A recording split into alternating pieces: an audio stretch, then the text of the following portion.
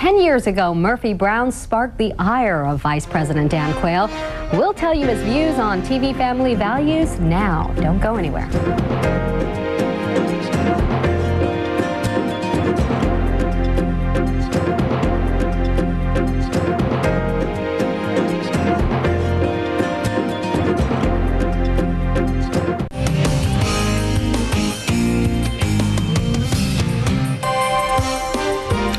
It's been a decade since former Vice President Dan Quayle's infamous Murphy Brown speech about family values.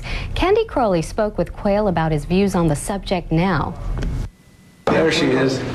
Politicians don't get to write their own legacies. At the time, did I think that we'd be talking about it 10 years later? No, but we are, and I'm gratified for it. But catch up with Dan Quayle now, and you learn that this paragraph of his legacy is okay by him. It doesn't help matters when primetime TV has Murphy Brown, a character who supposedly epitomizes today's intelligent, highly paid professional woman, mocking the importance of fathers. Glamorize single motherhood. What planet is he on? Oh, what an uproar he caused, this real-life vice president, in a great-for-the-ratings dispute with a pretend journalist over the impact on the real world of her pretend dad-free pregnancy. Can you imagine what Dan Quayle thinks of what's on TV today? No, you can't. You have a mother and father that are very involved with their children. Brace yourselves, my friends. Dan Quayle speaks in praise of the Osbournes. Oh, well, of course it's broken. Those packed it.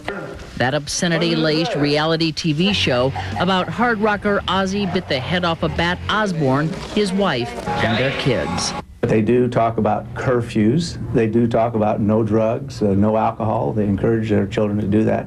So I actually found some redeeming value of this rather bizarre family relationship. It's not kicking right now.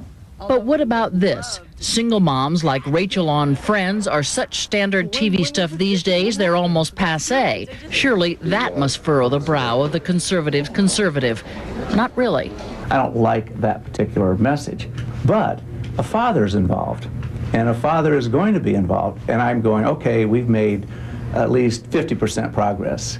What with the Million Man March and hundreds of fatherhood initiatives, you could argue that headlines in history have shown Dan Quayle was not hopelessly out of step with time, but ahead of it. It is not the definition of a man to father a child and walk away saying they're not my problem, they are yours.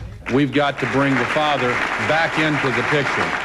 The truth is, Dan Quayle feels pretty vindicated these days. He thinks families are stronger now than they were when he first caused all that ruckus.